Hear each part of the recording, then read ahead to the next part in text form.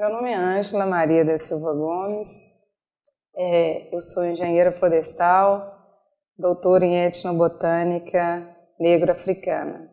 Sou coordenadora nacional do Movimento Negro Unificado e cuido da pasta de Relações Internacionais. Atualmente eu leciono na universidade, nos cursos de engenharia ambiental, arquitetura, geografia. Quase sempre eu trabalho com as questões sociais, ambientais e com a questão do conflito socioambiental no campo da cultura, principalmente a crítica ao eurocentrismo. Eu vim para uma conversa. Essa conversa que está aqui colocada é uma conversa sobre a gravidade do racismo institucional. Racismo, na verdade, não devia ter uma qualificação. Racismo é sempre um prejuízo social. É sempre de uma gravidade, ele é sempre danoso. Acontece que a sofisticação com que esse conjunto de preconceitos que qualifica e dá superioridade a um grupo e que inventou que esse grupo pode ser separado por algumas características como cabelo, pele, ou seja, o mito da raça, isso faz com que alguns grupos tenham privilégios em atendimentos institucionais e outros sejam totalmente excluídos da sua condição mínima de atendimento em saúde, educação, acesso à terra, acesso à moradia. Então, acho que a conversa que a gente precisa pensar é que o racismo não traz nenhum benefício para as vítimas. E nesse país, especificamente para os negros. Por que eu estou tão tranquilamente falando dos negros e das mulheres negras desse país? Porque o Brasil foi o país que mais recebeu africanos negros do mundo. O tráfico do Atlântico fez com que o Brasil fosse o país que, depois do continente africano, depois do país que é Nigéria, que é o país com a maior população negra do mundo, e está na África, o segundo país não está na África, é este aqui. Então se esperava que institucionalmente a gente tivesse as condições de acesso a serviços, as condições de acesso do direito de ir e vir muito tranquilas. No entanto, a gente não tem. A gente tem que nesses 500 anos, o que houve foi uma sofisticação do processo de exclusão. Como que essa sofisticação se deu? Primeiro, para a gente conseguir dominar um grupo, Bourdieu fala que tem duas estratégias. Uma é pelo simbólico, é pelo discurso, é pelas imagens, até convencer. Eu vou repetindo até convencer. E o outro é ter instituições que possam reproduzir esse discurso da desigualdade. Então, o primeiro foi conseguido com livros didáticos, a ausência da história da África, um excesso de valorização da estética branca, de cabelo liso, de nariz fino, que é uma estética só de inverno, né? Porque em zonas tropicais, esse cabelo, qualquer cabelo é bom porque ele é termorregulador. Ou seja, se está quente, aqui está um pouco mais frio. Se está frio, aqui está um pouco mais quente. Qualquer pelo. Camelo tem pelo e urso polar também tem pelo. Então, ele é sempre termorregulador. O resto é racismo. Agora, outra coisa que é importante, eu retomo, que é preciso um discurso, é preciso um conjunto de símbolos que transformem tudo aquilo em natural. Não é natural estar no Cerrado e aprender histórias da Branca de Neve. Por quê? Porque eu rompo com a identidade do espaço e eu crio uma supervalorização do humano. Parece que o humano normal seria com cabelo para baixo, nariz apertado e pele sem a melanina, que é um protetor solar. Isso não é normal. Isso é uma forma que a gente chama de etnocentrismo, achar que tem uma cultura única e que essa é a cultura certa, e que essa é a cultura superior, e que os outros são atrasados. Então, a estratégia de dominação e violência simbólica, ela cria documentos. ela cria instituições, mas ela precisa de garantir com que as pessoas não duvidem. E para garantir que as pessoas não duvidem, para isso vêm as instituições. Quais são as instituições que nos ensinam no nosso cotidiano? Quais são as instituições que ensinam a nossa cultura? As instituições que são chamadas de produtoras culturais são a família, a outra, as religiões, a escola e agora a gente tem um quarto que é a mídia. Mas me interessa falar da escola enquanto um Estado, enquanto esse Estado que produz um conjunto, e esse conjunto produzido pelo Estado é um conjunto que ele vai reproduzir não só o pensamento, como ele vai reproduzir quem tem a garantia de vida. A garantia minha de vida, eu preciso de saúde, eu preciso de educação, eu preciso de um lugar para morar, não é isso? Então há uma institucionalidade do acesso à vida. A gente poderia chamar que o Estado é o que nos garante esse bem-estar, ou deveria ser, né? O bem-estar em sociedade, o bem-estar social. Aonde o racismo transita? Em todos eles. O racismo transita na formação familiar, né? Quando a gente vai ensinando dentro das famílias, como no Brasil, que começa uma supervalorização com a descendência europeia. Sou descendente de alemão, de vários europeus, e nega que é descendente de bantus, que são africanos, são descendentes dos óios, são descendentes dos iorubás. Apesar de falar banto, a gente fica falando que a gente é descendente de português. Caçula é uma palavra banto, não é português. Então, o bantuísmo domina muito mais a nossa língua do que o português. Mas há uma institucionalidade que ensinou o português. Há uma escola que deu privilégios ao arcabouço todo da Europa. Por isso, os conteúdos da escola são todos conteúdos com lacunas. A primeira lacuna, a humanidade começou na região da Tanzânia. A gente começa a aprender lá os celtas e visigodos. A história da engenharia começa no continente africano. Tanto é que as pirâmides são inevitáveis que a gente veja o tamanho do conhecimento da geometria que esses povos tinham. Mas, no entanto, o livro didático oculta isso. A gente sabe que os primeiros sistemas de engenharia hidráulica também se deram no continente africano. Então, eu poderia falar que a África foi berço do desenvolvimento tecnológico, a África foi berço do desenvolvimento civilizatório, e isso tudo foi ocultado ou apropriado, roubado. E isso foi institucionalmente construído pelos sistemas de ensino formal. Então, há uma escala da qual uma supervalorização simbólica de toda a matriz europeia e uma ocultação da matriz que vem de descendência africana. Institucionalmente, isso produz sujeitos que se colocam já desde o início em estágios muito diferenciados, e produz técnicos, e produz gestores, e produz administradores, e produz instituições que têm nessas pessoas atores com poder. Se eles já vêm com uma formação de supervalorização de um grupo e desvalorização de outro, a gente já pode falar que as instituições públicas, as instituições também privadas, elas carregam um preconceito racial, elas carregam uma exclusão racial naturalizada na cabeça dos gestores. Bom, isso é um aspecto.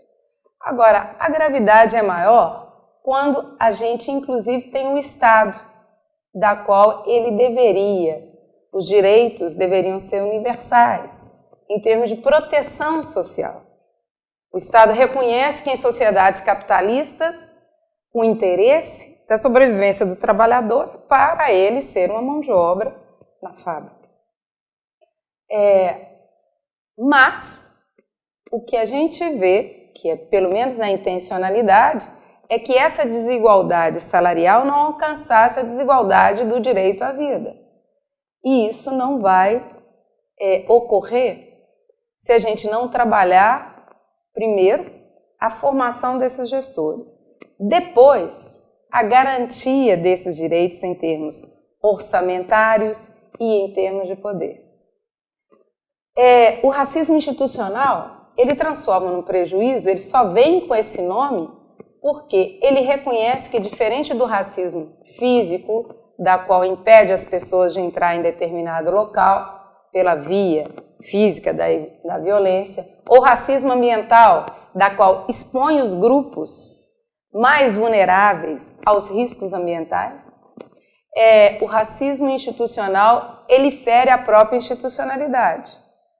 Quando um gestor da saúde, quando um médico trata diferencialmente uma mulher negra em relação a uma mulher branca, carregado dos seus preconceitos históricos de achar que aquela mulher negra é sempre um objeto sexual sendo ofertado e, portanto, ela está sempre submetida e vulnerável às doenças sexualmente transmissíveis, ele está colocando em prática o simbólico, aquele lá que não aprendeu a história da África, aquele simbólico desigual vem à tona. Quando o sistema de saúde ele nega o direito ao tratamento, ao diagnóstico, no mesmo tempo que seria para todas as pessoas, então há médicos que sequer tocam no corpo das pessoas negras, isso é um racismo institucional. Agora, é mais grave quando a gente tem que os sujeitos estão em condição meritocrática de ocupar os cargos como os outros e a gente vê que esse racismo pode se dar de outra forma. Há muitos mecanismos de anular a gravidade do preconceito. Uma delas é essa, que as pessoas entram dentro das instituições, passam nos concursos, mas nunca vão ter uma ascensão dentro dessa instituição. As melhorias, o reconhecimento, as promoções, elas vão carregadas dos mesmos preconceitos. O mito de que a confiabilidade vai ser maior com aqueles grupos que a escola, que as instituições deram como grupos que são superiores e não são. Então, normalmente os negros, hoje no Brasil é muito grave. As mulheres negras recebem 40% do que recebem as mulheres brancas de curso superior. E a gente pode ver casos em que, na área rural, as mulheres chegam a receber 70% a menos do que recebem os homens brancos e 50% do que recebem as mulheres brancas. Então, há uma eficiência do capitalismo. O racismo institucional, ele sempre vai colocar rendas desiguais, qualificações que podem ser iguais, mas promoções diferenciadas. E, no caso de serviços públicos, ele vai colocar o atendimento diferenciado. Não lembrei, não vi, ele começa a dar invisibilidade aos profissionais. E esses profissionais entram e ficam a vida inteira no mesmo cargo. Então, há um conjunto desfavorável, mas o que é mais grave do racismo institucional é que ele transforma em natural. As pessoas falam, fiz sem pensar, eu esqueci de você, eu não pensei em você na hora de te indicar para essa chefia. Eu pensei que você não queria. Então, por antecipação, as pessoas constroem um discurso de exclusão que ele é naturalizado. O mundo é assim. Todo mundo é assim. Você está vendo coisa onde não existe. Existe. A ruptura do racismo institucional passa primeiro por reconhecer que isso é um preconceito e preconceito é um prejuízo e existem pessoas que estão sendo prejudicadas. O outro é reconhecer que institucionalmente as instituições do bem-estar social elas têm que trabalhar com políticas que são políticas de promoção da igualdade racial e de gênero. Por quê? Nesse país, ser negro, ser mulher negra é estar em uma situação de falta de acesso às condições de humanidade. Então eu preciso de políticas afirmativas para garantir o sentido de humanidade. E não é privilégio.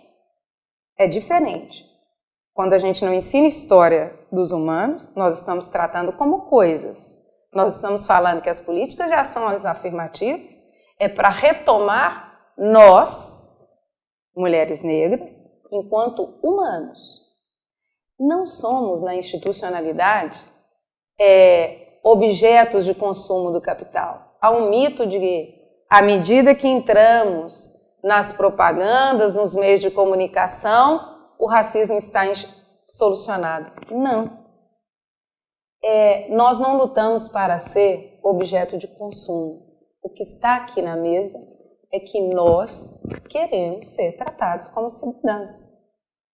Então, não estamos aqui colocando que nós queremos ser iguais. Que estranho. Eu luto pelo meu direito à diversidade. Direito a ter o meu cabelo tal qual, sem ser refém da indústria de cosméticos, sem ser cobaia de indústria de cosméticos que põe formol na minha cabeça. Nós lutamos para que a nossa religiosidade seja tratada de forma enquanto um direito de expressão da nossa espiritualidade e não perseguida como seita, como faziam lá no início do período colonial. Isso tudo é direito à diferença. Então, a diversidade de cabelo, de cultura, de música, de forma de se relacionar com a natureza é uma riqueza. E, portanto, a diversidade é algo a ser valorizado. O Brasil recebeu mais de 100 nações africanas, tinha mais de 9.000 etnias indígenas e mais de 10 etnias europeias. O que a gente é contra é a desigualdade de direitos. Então, há uma diferença. O racismo institucional ele deve ser combatido porque ele é uma desigualdade de direitos. Ao ser uma desigualdade de direito, ele ofusca a beleza da diversidade. Nos postos de saúde, a gente podia estar trabalhando com medicina integral, com o saber que veio de paz de santo, rezadeiras, benzedeiras, e que aumentaria a nossa possibilidade de cura. Esse diálogo tem que acontecer. Por outro lado, se o racismo se mantém, a gente ofusca porque a gente acredita que só existe uma matriz cultural. E, além disso, a gente fere uma coisa básica, né? Os direitos universais. Se somos humanos, posso dizer que o racismo institucionalmente, seja nas instituições do Estado, sejam nas instituições privadas, seja na educação, ele termina impedindo que a riqueza histórica que povos diferentes fizeram de atender, de cuidar do outro, se transforme numa sociedade instável, em uma sociedade com ausência de direitos de bem-estar, não é uma sociedade segura. É uma sociedade que tende muito mais a ser uma sociedade bélica, desumana e promotora de violência e da guerra do que uma sociedade para a paz. Quem garante esse estado de paz, de bem-estar, deve ser essas mesmas instituições. Se não é possível nesse caminho, quem pode construir e desconstruir o racismo institucional é quem sempre combateu a ele. Os movimentos sociais têm um papel fundamental nesse diálogo. As associações de bairros, o movimento de mulheres vem ensinando que é possível construir uma sociedade sem achar que as duas únicas relações ecológicas que existem no mundo é dominador-dominado. Existem relações de associação, cooperação e, principalmente, solidariedade. Muito obrigada.